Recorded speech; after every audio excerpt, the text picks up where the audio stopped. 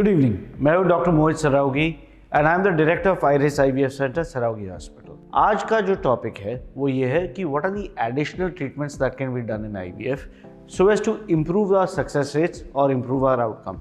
ना हर पेशेंट जो आईवीएफ ट्रीटमेंट कराता है 100% रिजल्ट की उम्मीद रखता है, बट हम सब जानते हैं कि ये प्रैक्टिकली पॉसिबल नहीं है। हर ट्रीटमेंट का लिमिटेशन रहता है, सक्सेस रेट ऊपर कहीं ना कहीं 60-70% के ऊपर जा नहीं सकता। हाउएवर हर किसी के मन में आता है यही सवाल कि भाई हम एडिशनल क्या कर सकते हैं कि भाई डॉक्टर हमारा 5% रिजल्ट और इम्प्रूव हो या 10% रिजल्ट और इम्प्रूव हो। और ये वीडियो के जरिए जो एडिशनल ट्रीटमेंट ऑप्शंस अवेलेबल है मैं उनके बारे में डिस्कस करूंगा। ना एक चीज़ हमेशा हमें ध्यान रखना है कि there is a old saying, okay, one size does not fit all. वैसे ही हर एडिशनल ट्रीटमेंट हर किसी के लिए नहीं होता। कुछ ट्रीटमेंट किसी को बेनिफिट करेगा तो कुछ ट्रीटमेंट किसी को बेनिफिट करेगा, एंड आपके लिए कौन सा सही है वो केवल आपका फर्टिलिटी स्पेशलिस्ट आपको गाइड कर सकता है। पहला जो ट्रीटमेंट मैं आपसे बात करना चाहूँगा वो है हिस्ट्रोस्कोपी। ना नॉर्मली हिस्ट्रोस्कोपी एक सिंपल प्रोसीजर है, डे केयर प्रोसीजर, जहाँ पे पेशेंट को सुबह हॉस्पिटल में एडमिट करके सेम डे इवनिंग में डिस्चार्ज देते हैं। इसमें लेडी को एनेस्थीसिया देके पहले तो सर्विक्स यानी जो यूट्रस का माउथ है इसको डायलेट करते हैं और फिर यूट्रस के अंदर एक कैमरा डालते हैं, इसको बोलते हैं हिस्ट्रोस्कोप। कैमरा अंदर डाल के स्क्रीन पे पूरे यूट्रस का जो अंदर का कैविटी है इसको स्टडी करते हैं कि भाई अंदर कुछ अबनॉर्मलिटी तो नहीं है। फॉर एग्जांपल अंदर कोई पर्दा है, गांठ है, इन्फेक्शन है, पॉलिप है, तो उसको करेक्ट कर देते हैं। अगर सब कुछ सही भी है तो हम एक बार थैली की क्लीनिंग करके जो कचरा निकलता है उसको लैब में टेस्टिंग के लिए भेजते हैं कि अंदर कोई इन्फेक्शन वगैरह तो नहीं है। इसके कई एडवांटेजेस हैं। एक, अगर कुछ एनाटॉमिकल डिफेक्ट या कोई स्ट्रक्चरल डिफेक्ट है यूट्रस के अंदर वो भी करेक्ट कर सकते हैं। कई बार अंदर जगह कम है तो उसको एक्सपैंड कर सकते हैं, और अगर यूट्रस में कोई इन्फेक्शन है तो उसको डिटेक्ट करके हम उसको एड्रेस भी कर सकते हैं। कुछ लोग हिस्ट्रोस्कोपी आईवीएफ से पहले करते हैं, कुछ लोग अगर एक आईवीएफ फेलियर हुआ तो हिस्ट्रोस्कोपी करते हैं। सेकंड, इसी ट्रीटमेंट का एक एक्सटेंशन हो सकता है जिसको बोलते हैं हिस्ट्रोस्कोपी पीआरपी। यानी हिस्ट्रोस्कोपी के दौरान हमारे ब्लड से पीआरपी या प्लेटलेट रिच प्लाज्मा बनाया जा सकता है और उसको यूट्रस के वॉल्स में इंजेक्ट कर सकते हैं। यानी यूट्रस की जो लाइनिंग लेयर है उसके नीचे भी इंजेक्ट किया जा सकता है ताकि यूट्रस की लाइनिंग फ्यूचर में और बेटर हो।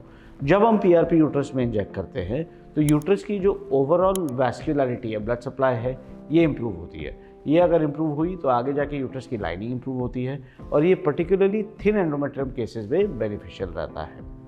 थर्ड, एक इंटरवेंशन होता है, इसको बोलते हैं एम्ब्रियो ग्लू।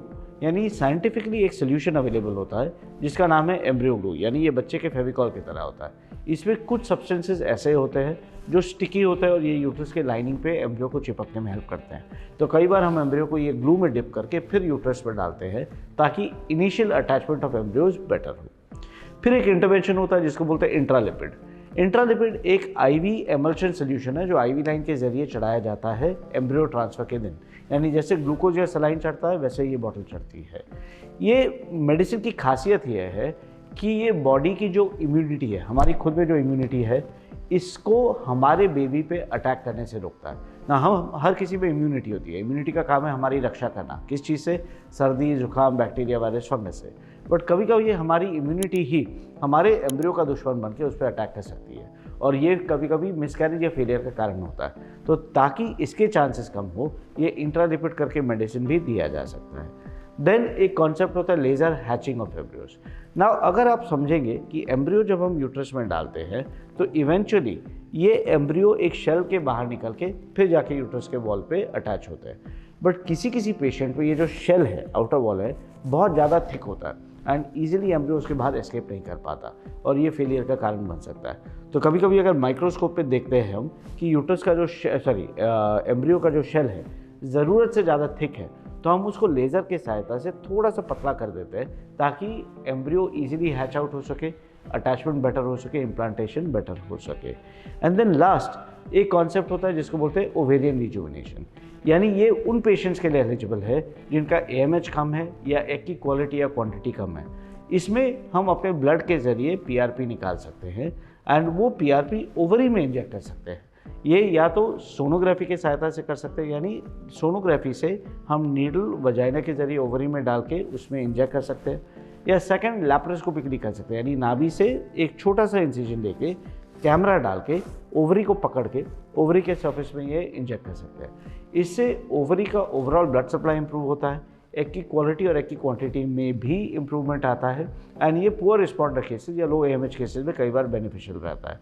तो ये वीडियो के द्वारा मैं आपको सिर्फ ये समझाना चाहता था कि एडिशनल ट्रीटमेंट ऑप्शंस अवेलेबल होते हैं जो हर किसी के लिए नहीं बट किसी केस में काफ़ी बेनिफिशियल रहते हैं।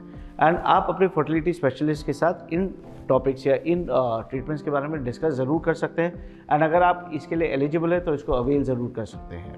आई होप ये वीडियो आपको यूज़फुल लगा हो। इफ़ सो हमारे चैनल को ज़रूर सब्सक्राइब करिए। Thank you and have a good day.